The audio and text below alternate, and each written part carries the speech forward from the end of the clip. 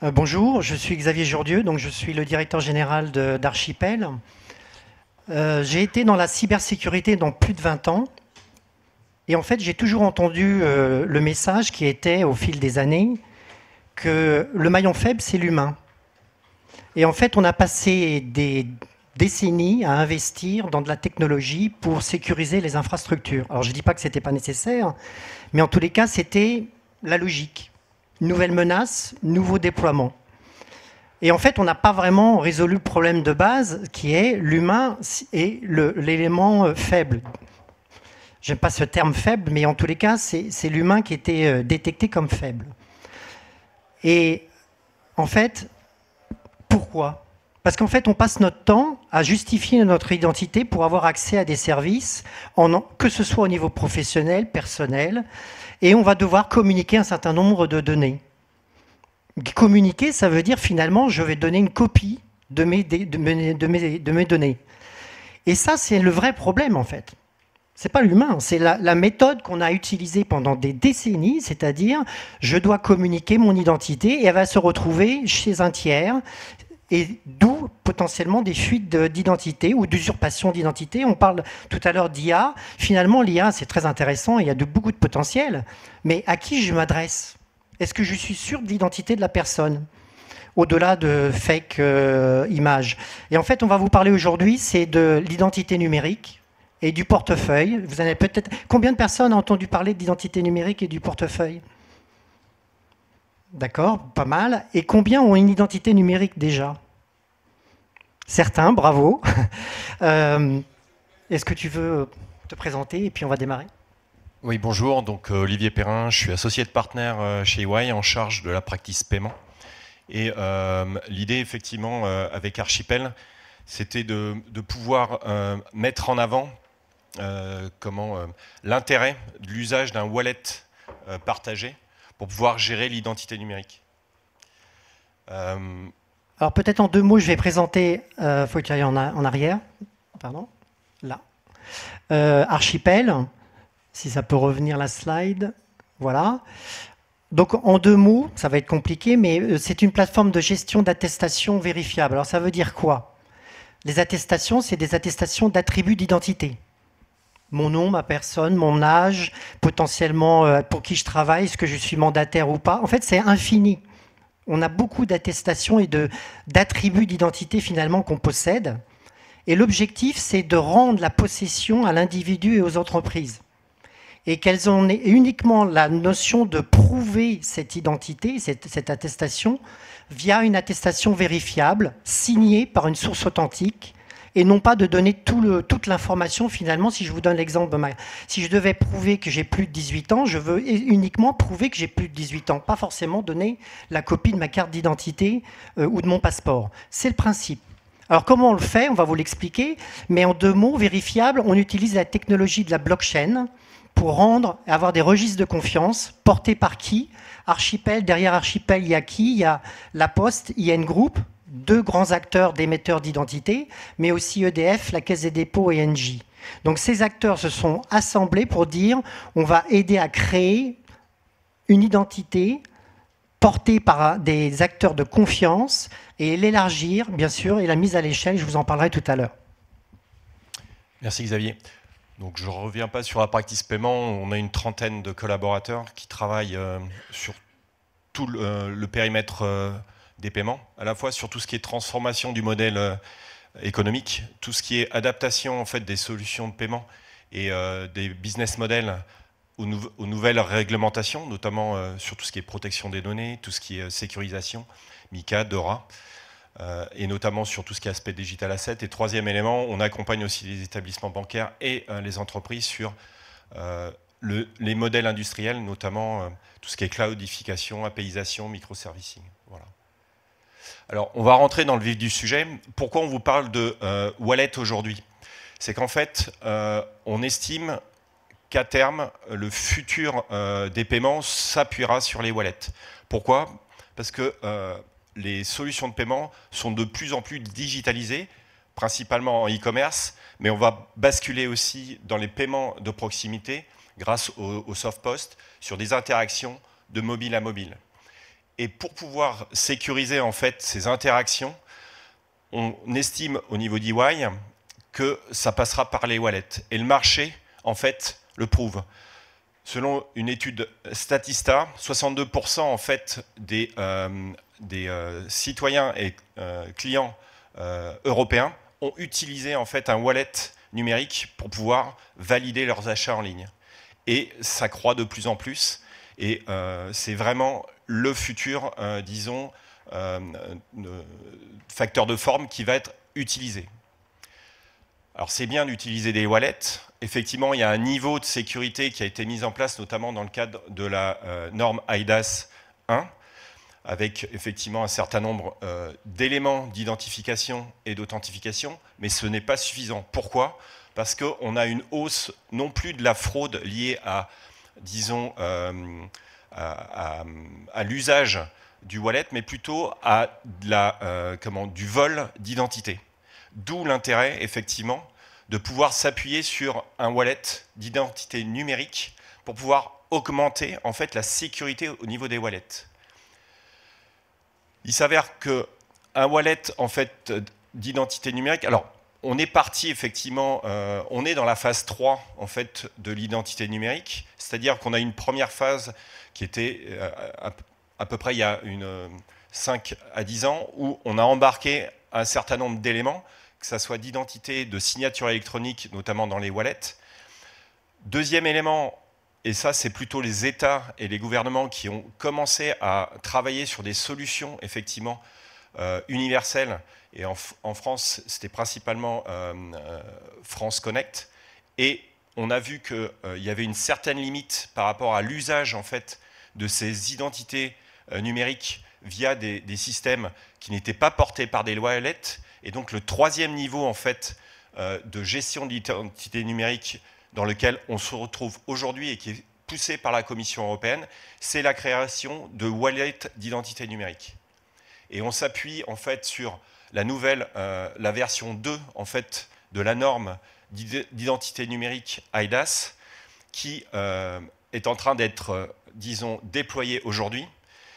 Et donc c'est le bon momentum en fait pour anticiper l'usage d'un wallet d'identité numérique pour sécuriser en fait ces paiements.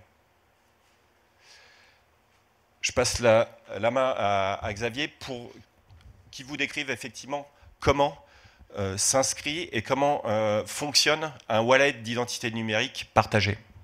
Merci Olivier. Donc on s'est associé avec EY parce qu'on pense que ce n'est pas qu'une question de technologie, c'est aussi une question d'accompagnement et aussi de cas d'usage dans l'usage du wallet d'identité numérique, et que son succès, ce sera par la multiplication des cas d'usage et non pas de simplement l'utiliser pour être vérifier mon permis par un gendarme. Les gens ne vont pas aller chercher une identité numérique si c'est uniquement pour ce cas d'usage. Combien de fois on est contrôlé par un gendarme pour éventuellement vérifier notre identité ? Donc on voit bien que l'enjeu, ça va être de créer des cas d'usage et donc aussi d'avoir une solution qui soit la plus facile pour cela. Donc déjà, un principe clé que j'ai expliqué tout à l'heure, mais pour le visualiser, ce wallet, vous le visualisez là à 3 niveaux, 3 rôles potentiels. Je suis émetteur, potentiellement je suis une banque ou je suis une institution, je vais émettre des attestations. Ces attestations vont se retrouver, je vais les donner finalement, bien sûr de manière cryptée, et à un individu détenteur, qui peut être une personne morale ou physique, et qui va posséder ces attestations parce que c'est les siennes. D'accord ? Donc je suis Xavier Jordieu, je suis potentiellement avec une banque, on va parler du Crédit Agricole par exemple, qui nous reçoit, enfin qui a sponsorisé l'événement et qui va me donner un certain nombre, par exemple mon IBAN, qui va se retrouver donc dans mon wallet et je vais pouvoir communiquer à un vérificateur et potentiellement avec lequel je traite pour pouvoir donner l'authenticité de mon document d'IBAN. Il faut savoir qu'aujourd'hui, un tiers des sociétés ont eu des cyberattaques et c'était des faux IBAN qui étaient communiqués pour évidemment détourner des fonds. Donc on voit bien qu'aujourd'hui la sécurisation est importante. Alors aujourd'hui le vérificateur, qu'est-ce qu'il fait s'il n'a pas un wallet et une identité numérique vérifiable ou des attestations d'IBAN ? Il est forcé d'aller voir l'émetteur pour aller valider l'information finalement. Donc c'est beaucoup de remediation, de conformité, de travail à faire en back-office. Demain, on va désintermédier finalement le processus où le vérificateur, il aura uniquement, via le wallet, de manière totalement transparente, à aller valider si l'attestation qui m'a été communiquée, elle a une empreinte digitale sur la blockchain qui permet de vérifier sa validité. Et que cette attestation, elle est signée par l'émetteur, AI, dans mon cas, Crédit Agricole. Donc on voit que c'est ce processus qu'on a mis en place. Alors c'est pas Archipel, hein, c'est l'Europe, dans le cadre d'IDAS 2, qui nous a donné les règles de jeu, entre guillemets, et c'est ces règles qu'on applique au sein des écosystèmes, dans les pilotes européens dans lesquels nous travaillons. Donc concrètement, ça veut dire quoi? C'est que nous travaillons dans ces consortiums pour donner, alors pour vous, c'est sur votre droite, vous voyez ici le wallet de l'individu, probablement qui sera mobile, first, dans lequel il va pouvoir stocker ses attestations, pouvoir les partager quand il est sollicité et donner son consentement. Donc il y a toute une notion de RGPD évidemment qui est prise en compte. Et de l'autre côté, de côté gauche, vous avez finalement le cockpit de gestion des attestations pour l'entreprise qui va émettre des attestations. Je vous ai beaucoup parlé d'identité, mais demain ce sera aussi, je vais donner mes délégations, c'est-à-dire que je vais pouvoir donner des pouvoirs à des individus d'agir au nom de ma société. C'est là aussi un point où les hackers utilisent de l'intelligence pour aller se prétendre représenter quelqu'un et connaître ses droits pour pouvoir agir et avoir des actions malveillantes. Donc on voit bien qu'il faut travailler à la fois sur l'individu, mais aussi sur les organisations, et nous proposons une solution globale. Pardon. Autre point important, non, j'ai perdu la slide, c'est pas grave. Donc, le fondamental de ce wallet, ça va être de vérifier l'identité de la personne physique et morale. Nous ne sommes pas émetteurs d'identité, nous allons travailler avec tous les acteurs émetteurs d'identité. Ça commence avec France Identité, c'est-à-dire le ministère de l'Intérieur. Mais tout le monde, je vous ai demandé de lever la main. Je suppose que certains d'entre vous ont une identité de la Poste, par exemple, ou avec Iris, avec ID Now. Donc ces identités-là, on va pouvoir les intégrer dans le wallet, ou d'autres potentiellement. L'objectif, c'est de permettre à tout le monde de pouvoir avoir son identité dans ce wallet, qui est le fondement même. Mais quand je parlais des personnes morales, c'est-à-dire qu'il va falloir aussi associer le représentant légal avec le wallet. Donc c'est ce que nous allons faire et pouvoir créer un wallet d'entreprise qui va permettre après d'avoir une légitimité en tant que représentant de la société. Et enfin, quand on a fait ça, l'étape suivante, c'est évidemment d'enrichir ce wallet d'attestations qui vont être réutilisables et authentiques. Plus besoin de les vérifier, elles sont authentiques par définition, elles viennent d'un émetteur certifié.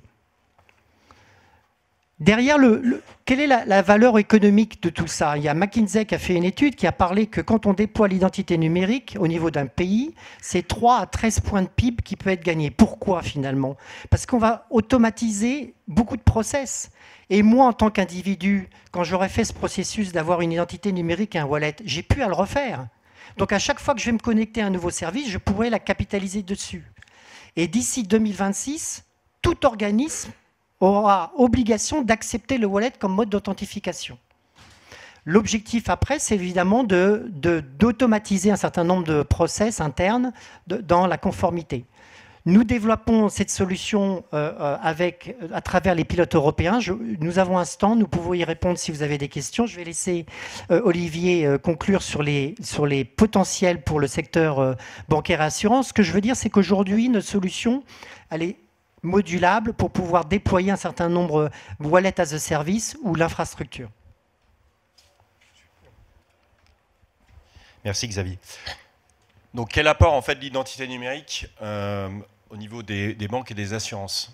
En fait, le wallet va permettre 3 choses. D'une part, de réduire en fait la fraude à l'identité.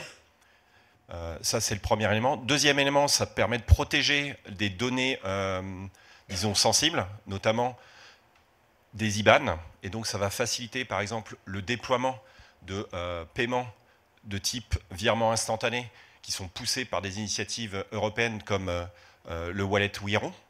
Ça va aussi permettre de répondre aussi à des problématiques, par exemple, dans le cadre de la monnaie digitale en banque centrale. Et c'est la Banque centrale européenne qui pousse aussi à l'usage de ce wallet d'identité numérique pour pouvoir sécuriser de manière définitive et forte ces interactions numériques. Et troisième élément, le principe du wallet permet de faciliter en fait l'interaction avec les parcours clients et les parcours digitaux. Donc c'est un accès en fait à tous les use cases possibles existants. Alors, il s'avère que le wallet va permettre en fait d'interagir sur toute la chaîne, disons, de valeur au niveau des paiements, depuis l'onboarding jusqu'au check-in, jusqu'au check-out. Et ce qui est intéressant, c'est que par rapport à des systèmes effectivement de wallet non partagés, un wallet partagé va permettre en fait de jouer de manière simple en fait un accès aux bases de KYC, de jouer une fois le KYC et de pouvoir le partager entre les différents membres en fait de l'écosystème, ce qui n'est pas forcément le cas sur des wallets non partagés. D'où l'intérêt effectivement de la blockchain et de référentiels partagés. Deuxièmement, ça va permettre de jouer l'identification et l'authentification forte avec un échange sécurisé de données sous forme de tokens. Et ça, le sous-jacent technologique blockchain est un bon moyen effectivement pour partager ces éléments d'identification et d'authentification forte. Et troisième élément, ça va te permettre, grâce à l'intégration dans le wallet à la fois de l'identité numérique des personnes physiques et des organisations, de pouvoir jouer par exemple tout ce qui est authentification forte, ne serait-ce que l'accès de mandataires sociaux pour faire par exemple des virements et des ordres bancaires au niveau des portails bancaires. Conclusion par rapport à ce wallet, ce qui va faire le succès de l'usage du wallet d'identité numérique, c'est comment on va le déployer. La première question à se poser, c'est est-ce que j'utilise un wallet par rapport à un autre? Est-ce que j'embarque ce wallet ou l'interaction avec ces wallets au sein de mon application assurantielle, mon portefeuille bancaire ou mon portefeuille client d'assurance? Ou est-ce que je vais créer mon propre univers en fait, de wallet dans lequel je vais embarquer en fait, l'application d'identité numérique? Et c'est ça les questions qu'il faut se poser, c'est comment on va déployer. Les réponses n'existent pas. L'idée, c'est de pouvoir les tester sous forme de POC. Et ça, on a la possibilité, notamment avec Archipel, de pouvoir le faire et de faire effectivement ce type de test. L'objectif aujourd'hui, il y a un momentum, c'est maintenant. Et c'est maintenant effectivement qu'il faut pouvoir tester. Merci à vous. Merci.